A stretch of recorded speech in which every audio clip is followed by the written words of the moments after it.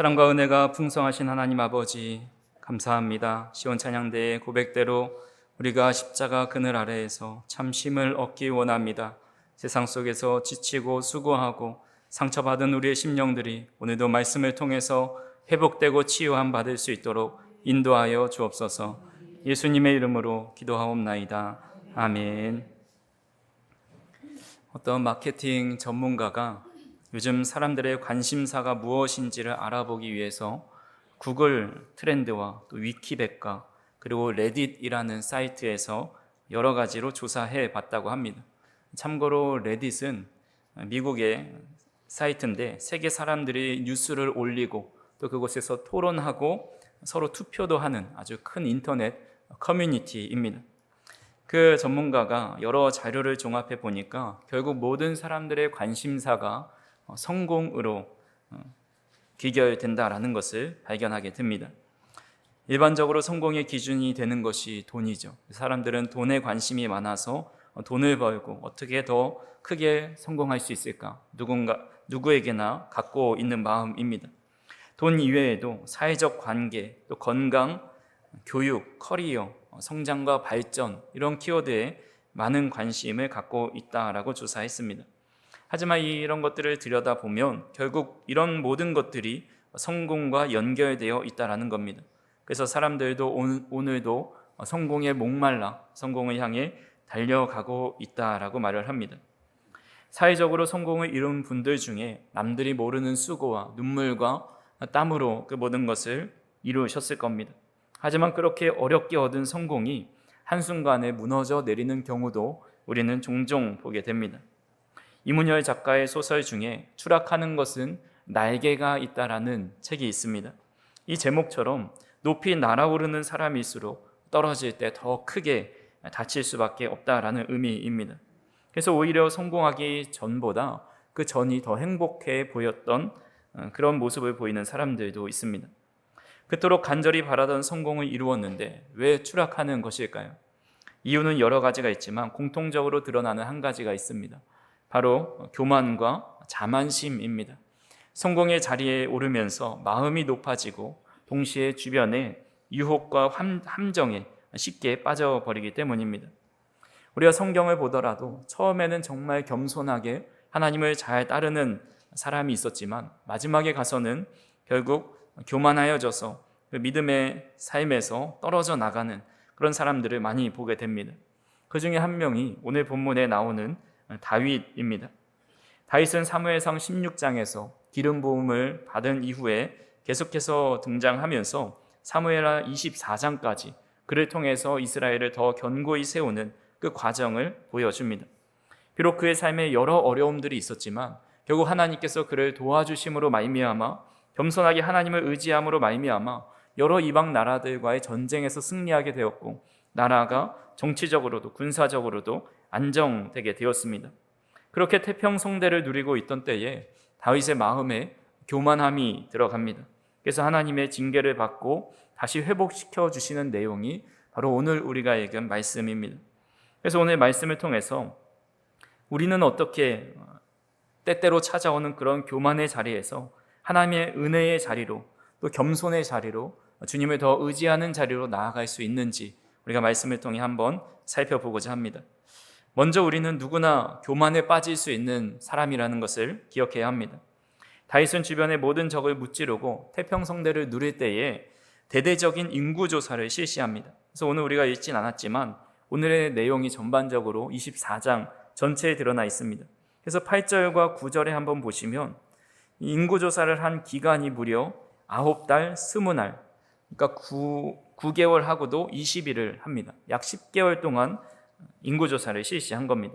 조사한 결과 나가서 싸울 수 있는 군인으로 조사된 이 장정들이 이스라엘의 80만 명, 유대인들 중에서 50만 명, 도합 130만 명이나 되었습니다. 그래서 우리가 생각할 때 겉으로 볼 때 인구조사한 게 뭐 그렇게 잘못된 일인가 생각을 합니다. 실제로 모세도 2차례 인구조사를 했지만 그것을 죄로 여기지 않으셨기 때문입니다. 그런데 다윗의 경우는 문제가 좀 다릅니다. 이 조사하는 행위 자체가 잘못된 것이 아니라 그의 마음의 동기가 잘못되었기 때문입니다. 오늘 본문 9절 말씀에 보면 어떤 사람을 계수했는지 우리가 보게 되는데, 보니까 이스라엘에서 칼을 빼는 담대한 자를 조사한 것입니다. 그러니까 다윗은 단순히 하나님께서 맡기신 양떼들, 백성들을 잘 살피고 보살피기 위해서 인구조사를 한 것이 아니라 칼을 빼는 용사들, 군사의 수요를 세워서 자신을 지키고 힘을 나타내고 군사력을 통해서 안정을 누리고자 하는 마음이 있었다라는 겁니다. 이것을 하나님께서는 교만으로 보신 겁니다. 지금까지 다윗이 왕에 오르고 또 수많은 전쟁에서 승리할 수 있었던 것은 그의 지혜나 능력이나 그가 가지고 있었던 군사력 때문이 아니었습니다. 그가 하나님을 의지하였기 때문에 모든 전쟁에서 승리할 수 있었습니다. 대표적으로 골리앗과 싸울 때에 사울과 주변 사람들이 다 만류합니다. 내가 어떻게 가서 골리앗을 이길 수 있겠느냐 말을 하는데, 사무엘상 17장 37절에 보면 여호와께서 나를 사자의 발톱과 곰의 발톱에서 건져내셨은즉 나를 이 블레셋 사람의 손에서도 건져내시리이다 라고 고백을 합니다. 그러니까 자신이 양떼를 지킬 때에 곰이나 사자가 찾아왔을 때 그것을 무찌를 수 있었던 것이 자신의 힘이 아니라 하나님께서 하셨다라는 고백을 하고 있는 겁니다. 또한 골리앗 앞에서도 이렇게 말하죠. 사무엘상 17장 45절에 보면 너는 칼과 창과 단창으로 내게 나아오거니와 나는 만군의 여호와의 이름 곧 내가 모욕하는 이스라엘 군대의 하나님의 이름으로 내게 나아가노라 라고 고백합니다. 다윗은 자신의 힘과 능력, 그동안 물맷돌을 잘 돌렸던 경험을 통해서 너에게 나간다라는 것이 아니라 여호와의, 만군의 여호와의 이름을 의지하면서 너에게 나아간다라고 말하고 있습니다. 또한 다윗이 이스라엘의 왕이 되었을 때 이렇게 고백을 합니다. 사무엘하 7장 18절 말씀 같이 한번 읽어보겠습니다. 다윗 왕이 여호와 앞에 들어가 앉아서 이르되 주 여호와여 나는 누구이오며 내 집은 무엇이기에 나를 여기까지 이르게 하셨나이까. 다윗은 자신이 왕이 될 수 있는 자격이 없음에도 불구하고 여기까지 이르게 하신 것, 사울의 손에 벗어나서 이스라엘의 왕이 되게 하신 것에 대해서 겸손히 하나님을 높이고 있다라는 겁니다. 늘 하나님을 찬양했던 사람이 다윗이고 수많은 시편을 지으면서 하나님을 높였던 사람이 다윗입니다. 전쟁을 할 때도 또 어떤 일을 결정할 때도 늘 겸손하게 하나님의 뜻을 구했던 사람이 다윗이지만, 그렇게 성공적으로 나라를 안정화시키고 큰 부와 권력을 얻게 되었을 때에 그의 마음에 교만한 마음이 생겨났다라는 겁니다. C.S. 루이스의 순전한 기독교라는 책에서 교만에 대해 이런 설명을 합니다. 좀 길지만 제가 읽어드리겠습니다. 이 세상에 사는 사람이라면 누구도 자유로울 수 없는 악이 하나 있습니다. 사람들이 이보다 더 싫어하는 악이 없으면서도 이보다 더 스스로 깨닫지 못하는 악도 없습니다. 제가 말하는 이 악이란 바로 교만 또는 자만입니다. 교만한 사람은 하나님을 알 수 없습니다. 교만한 사람은 항상 눈을 내리깔고 사물과 사람을 봅니다. 그렇게 내리깔고 보는 한 자기보다 높이 있는 존재는 결코 볼 수 없습니다. 교만은 영적인 암입니다. 그것은 사랑이나 자족하는 마음, 심지어 상식까지 갉아먹습니다. 겸손해지고 싶어 하시는 분들이 있다면 제가 첫걸음을 알려드릴 수 있을 것 같습니다. 그 첫걸음이란 자신이 교만하다는 사실을 깨닫는 것입니다 라고 이야기합니다. 사람은 누구도 교만과 자만에서 자유로울 수 없다라는 겁니다. 교만에서 벗어날 수 있는 첫걸음이 바로 나 자신이 교만한 사람이다라는 것을 깨닫는 것이다 라는 놀라운 교훈을 주고 있습니다. 그렇게 저 우리 성도님들이 언제든지 나는 교만해질 수 있는 사람이다 라는 것을 스스로 알고 계셔야 합니다. 내가 지금 잘 서 있는 것 같고 믿음 위에 잘 걸어가는 것 같아 보일지라도 선줄로 생각하는 자 넘어질까 늘 조심하라 말씀하신 것처럼 우리도 알게 모르게 교만이 틈타서 하나님과 멀어지고 있지 않은지 우리 자신을 늘 돌아볼 수 있는 저와 우리 성도님들이 되시기를 간절히 소망합니다. 그렇다면 우리도 모르게 생겨나는 이 교만을 우리는 어떻게 해결해야 할까요? 그것은 첫 번째로 회개입니다. 우리 10절 말씀 같이 한번 읽어보겠습니다. 다윗이 백성을 조사한 후에 그의 마음에 자책하고 다윗이 여호와께 아뢰되 내가 이 일을 행함으로 큰 죄를 범하였나이다. 여호와여 이제 간구하옵나니 종의 죄를 사하여 주옵소서. 내가 심히 미련하게 행하였나이다 하니라. 다윗은 인구조사를 마치고 나서야 자신의 죄를 깨닫게 됩니다. 근데 놀라운 것은 자신의 죄를 깨닫자마자 하나님 앞에 나가 엎드려 회개했다라는 겁니다. 이것이 바로 다윗을 다윗답게 만든 비밀입니다. 사실 따지고 보면 사울이나 다윗이나 똑같이 중한 죄를 지은 죄인입니다. 오히려 인간적으로 비교하면 다윗의 죄가 더 무겁죠. 자신의 충신인 우리아의 아내와 간음하고 또 그를 전쟁터 최전방으로 몰아내서 결국은 죽게 만들었습니다. 참으로 간사하고 흉악한 범죄입니다. 게다가 하나님께서 수십 년 동안 지켜주시고 나라를 태평하게 하셨는데 그 은혜를 감사하지 않고 교만하여 인구조사를 실시하였습니다. 반면에 사울은 다윗처럼 간음하지도 않고 또 충신을 죽이지도 않았습니다. 그가 지은 죄는 제사장 대신에 스스로 제사를 지낸 것이고 하나님의 말씀에 순종하지 않은 겁니다. 우리도 늘 사울과 같은 죄를 짓고 살아가죠. 하나님께 순종하지 않고 제사를 예배를 경히 여길 때가 있습니다. 그러니까 사람의 눈으로만 보면 사실 사울이 훨씬 더 가벼운 죄를 지은 것처럼 보입니다. 근데 왜 사울은 버림받고 다윗은 하나님께서 용서하시고 회복해 주시는 것일까요? 그 차이가 바로 회개에 있습니다. 사울은 끝까지 돌이키지 않았지만 다윗은 자신의 죄를 깨닫자마자 즉시로 하나님께 회개했다라는 겁니다. 이것이 바로 하나님께서 다윗을 사랑하신 이유고 하나님 마음의 합한 자라고 말씀하신 이유입니다. 하나님은 죄를 전혀 짓지 않는 사람을 찾으시는 것이 아닙니다. 왜냐하면 로마서 3장에는 기록된 바 의인은 없나니 하나도 없고 선을 행하는 자는 없나니 하나도 없다라고 말씀하셨기 때문입니다. 문명순 시인이 지은 악이 없는 세상은 사람이 없는 세상이라는 시가 있습니다. 이 시가 상당히 긴데 그 중에 일부를 제가 발췌해 왔습니다.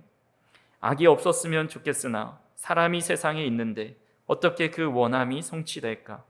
악한 것들의 소리가 내 귀에 안 들리는 곳에서 평안한 삶이었으면 하는데 사람이 있는데 소리가 없는 세상이 될까라는 내용입니다. 사람이 있는 한 죄도 교만도 피할 수 없다라는 고백이죠. 하나님은 우리가 죄를 지을 수밖에 없는 연약한 존재임을 이미 알고 계십니다. 아담과 하와 때부터 또 바벨탑을 지을 때부터 또 사람들이 너무 교만해져서 홍수로 벌하실 때도 또 이스라엘 백성들을 출애굽시켰지만 그들이 늘 교만하여서 하나님께 원망했던 때 또 우상 숭배했던 것 하나님께서는 다 알고 계십니다. 우리 인간의 역사가 죄의 역사라 불릴 만큼 수많은 죄를 짓고 살아갑니다. 그럼에도 하나님은 우리를 버리지 않으십니다. 오히려 7번을 70번씩이라도 용서하시고 끝까지 사랑하십니다. 그런데 여기에는 단 하나의 조건이 있습니다. 그 조건이 무엇인지 요한일서 1장 9절을 같이 한번 읽어보겠습니다. 만일 우리가 우리 죄를 자백하면 그는 미쁘시고 의로우사 우리 죄를 사하시며 우리를 모든 불의에서 깨끗하게 하실 것이요. 아멘. 우리가 죄를 짓고 그냥 마음으로만 자책하고 이런 죄를 지어서 어쩌나 하고 있는 것이 아니라 우리의 죄를 하나님 앞에 자백하면 하나님은 미쁘시고 의로우사 우리의 모든 죄를 사하신다 약속해 주셨습니다. 그렇게 저와 우리 성도님들이 죄를 짓고 깨달을 때마다 다윗처럼 마음에 자책한 것을 자책하고 또 즉시로 하나님께 우리의 죄를 고백해야 합니다. 하나님, 내가 이 일을 행함으로 큰 죄를 지었습니다. 여호와여, 이제 간구하옵나니 종의 죄를 사하여 주옵소서. 내가 심히 미련한 자입니다. 이런 고백을 통해서 하나님께서 우리의 교만의 자리에서 다시 은혜의 자리로 회복해 주신다라는 겁니다. 그렇게 간절히 바라기는 먼저는 우리가 하나님 앞에 죄인임을 또 죄를 보게 하셔서 그 죄를 본 즉시로 하나님 앞에 나아가서 그 죄를 고백하고 주님 앞에 구할 때에 용서해 주시는 그런 하나님의 은혜를 경험할 수 있는 저와 우리 성도님들이 되기를 간절히 소망합니다. 두 번째로 예배입니다. 하나님은 다윗을 거저 용서하지 않으시고 세 가지 중에 하나를 선택하라 합니다. 첫 번째가 7년 동안 기근이 임하는 것이고 또 두 번째로 3달 동안 원수들에게 쫓기는 삶을 살아가는 것, 또 세 번째로 3일 동안 전염병이 창궐하는 것, 이 세 가지 중에 한 가지를 선택하라 말씀합니다. 다윗은 사람의 손에 징벌을 받기보다는 하나님 손에 징벌을 받겠습니다. 그래서 세 번째로 선택을 합니다. 그 결과 아침부터 정한 때까지 전염병이 창궐하는데 단 3일 만에 7만 명이 사망하고 맙니다. 우리도 코로나 시기를 겪어왔지만 이 코로나가 2020년부터 이제 사망자 통계를 시작해서 작년까지 통계를 보면 전 세계에 약 700만 명 정도가 사망했다고 합니다. 그리고 우리나라에서도 약 3만 5천 명이 사망한 것으로 보여지고 있습니다. 근데 이 조사 기간이 약 5년 동안의 사망자 수입니다. 근데 다윗 시대에 내린 전염병은 3일 만에 우리나라에 2배나 많은 인명이 희생되었으니 그 전염병이 얼마나 심각한 것인지를 우리는 보게 됩니다. 그러니까 이 사건은 죄의 결과와 그 무게가 결코 가볍지 않다라는 것을 보여줍니다. 하지만 하나님은 고통당하는 백성을 보시고 손을 거두십니다. 그리고 선지자 갓을 다윗에게 보내 이런 명령을 하십니다.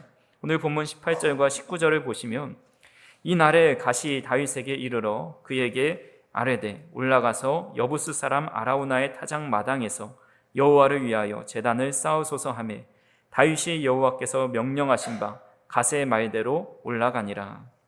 여부스 사람 아라우나의 타작 마당에서 여호와를 위하여 제단을 쌓으라 말씀합니다. 그리고 다윗은 여호와의 명령대로 그 밭을 거저받지 않고 돈을 사서 땅과 또 재물을 사서 하나님 앞에 제사를 드립니다. 그리고 하나님은 그 예배를 받으셔서 재앙을 그치게 하셨고 또 다시 다윗을 겸손한 사람으로 하나님의 사람으로 회복해 주십니다.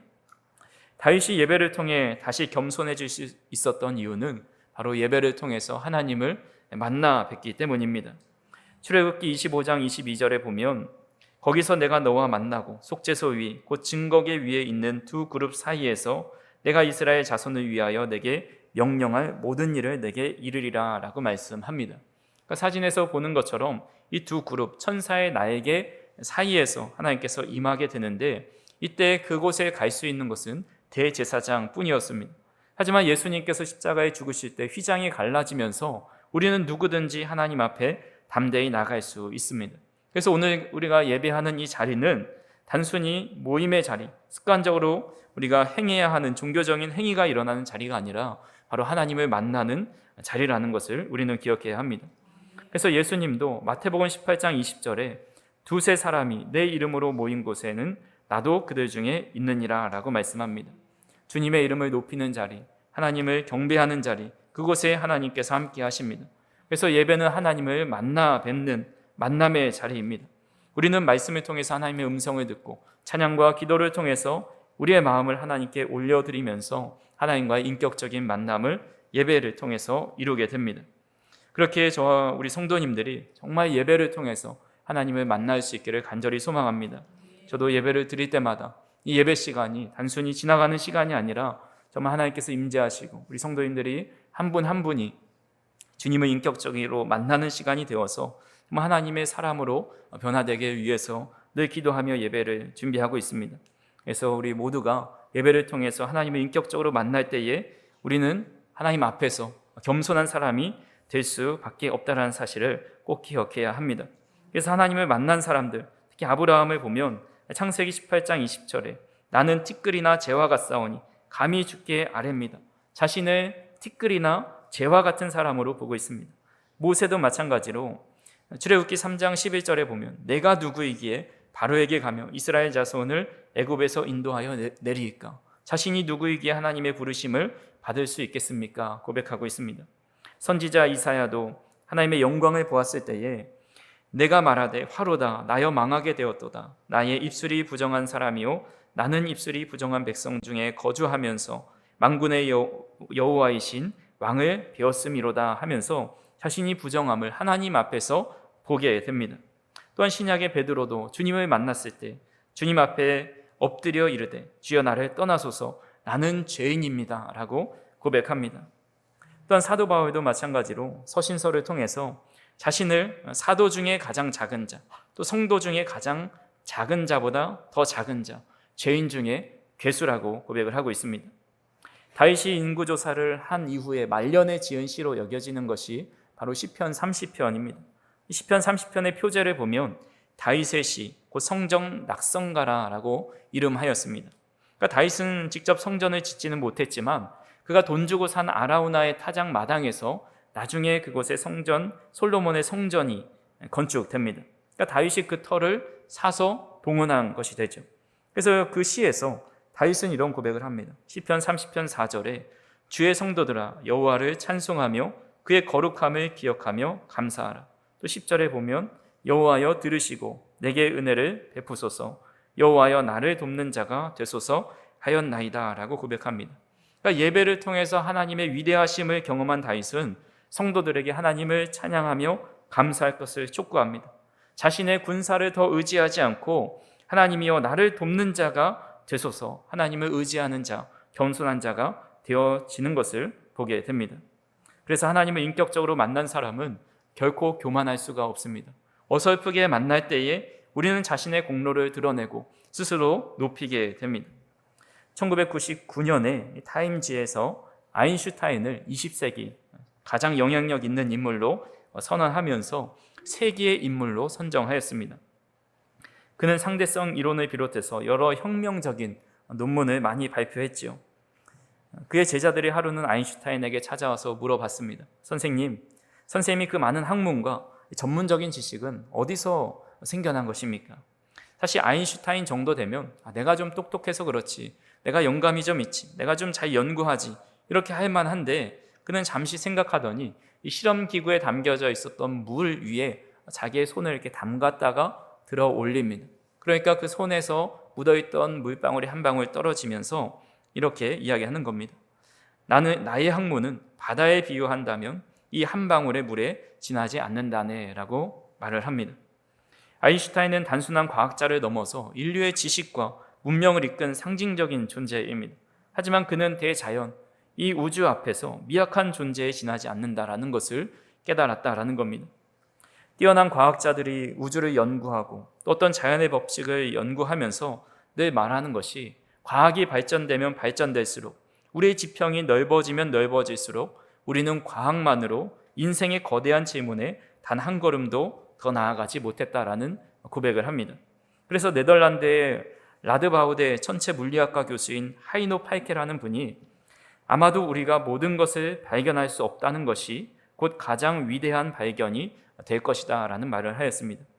또한 메리 미즐리라는 분이 지은 우리는 왜 경탄해야 하는가 라는 책에 보면 이런 내용이 있습니다. 과학과 종교의 원천이 되는 모티브는 놀랄 만큼 비슷하다. 둘 다 경탄을 추진력으로 삼는다. 답이 나온 질문은 아직 답을 찾지 못한 질문보다 더 신비스럽다. 발견한 답이 나머지 세상과 끝없이 연결되어 있음을 보게 되기 때문이다. 알면 알수록 경탄의 깊이는 더해간다라는 내용이 있습니다.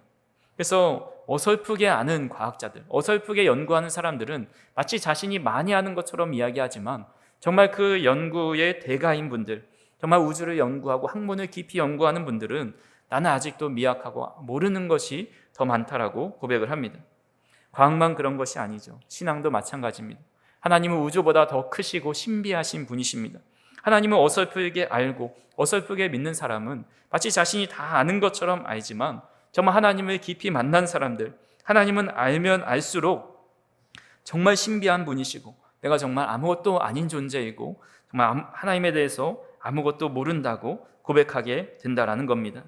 그래서 우리는 그렇게 위대하고 높으신 하나님을 만날 때에 더 낮아지고 겸손해지고 하나님을 향한 경탄을 끊이지 않을 수 있는 겁니다. 어떻게 하나님을 만났는데 고개를 뻣뻣이 들고 목소리를 높이시겠습니까? 하나님을 만난 즉시 그 위대하신 그 하나님 앞에 자연스럽게 고개는 숙여질 것이고 무릎은 꿇려질 것이고 침묵하게 될 수밖에 없을 겁니다. 그렇게 저 우리 성도님들이 예배를 잘 준비하고 전심으로 드리셔서 정말 하나님을 예배 시간에 인격적으로 만나 정말 우리의 교만을 보게 하시고 그 위대하신 하나님 앞에 모든 것을 맡겨드릴 수 있는, 겸손히 주님 앞에 행할 수 있는 저와 우리 성도님들이 되었으면 정말 좋겠습니다. 말씀을 정리합니다. 다윗은 하나님을 의지할 때는 누구보다 겸손히 하나님께 나아갔고 또 그 하나님을 의지함으로 늘 승리하는 삶을 얻었습니다. 하지만 교만이 스며들었을 때는 결국 그의 삶이 무너지고 말았습니다. 하지만 다윗이 죄를 깨닫고 회개하였을 때 하나님께서 그를 다시 회복시켜 주시는 것을 보면서 우리 또한 다윗처럼 또 믿음의 여러 사람들처럼 교만할 수밖에 없는 사람들이지만 우리가 그 교만을 깨닫게 하시는 그 하나님께서 깨닫게 하실 때에 즉시로 하나님께 회개하고 또 늘 주님 앞에 예배를 통해서 하나님을 만남을 통해 우리의 연약함을 알고 우리의 작음을 알고 하나님의 크심을 알아 우리는 늘 겸손하게 주님 앞에 나아갈 수 있다는 겁니다. 일상 속에서 늘 교만이 찾아올 때에 그때 교만을 하나님께서 보게 하실 때 겸손히 무릎 꿇으시길 바랍니다. 또한 주님 앞에 나오셔서 하나님을 만나시고 또 하나님을 만남으로 인해서 하나님의 위대하심을 보고 우리의 작음을 알고 늘 겸손히 나는 아무것도 못하는 자입니다. 하나님께서 나의 삶을 인도해 주시고 우리의 삶의 모든 문제를 붙들어 달라고 늘 주님을 의지하고 고백하며 살아가는 저 우리 성도님들이 되셔서 교만의 자리에서 은혜의 자리로, 겸손의 자리로, 하나님과 동행하는 자리로 나아갈 수 있는 저 우리 성도님들이 되기를 주님의 이름으로 축원합니다. 기도하시겠습니다. 사랑과 은혜가 풍성하신 하나님 아버지, 오늘도 겸손하게 주님 앞에 나와 은혜의 자리에 있게 하시니 감사를 드립니다. 우리도 다윗처럼 연약하여 언제든지 교만에 빠지고 하나님을 의지하지 않고 우리의 힘을 의지할 때가 참 많이 있음을 고백합니다. 하나님, 그때마다 우리의 교만을 보게 하시고 돌이켜 회개하게 하시며 늘 주님의 만남을 통해서 주님을 경험하며 겸손하게 하나님만 높이는 삶을 살아갈 수 있도록 인도하여 주옵소서. 예수님의 이름으로 기도하옵나이다. 아멘.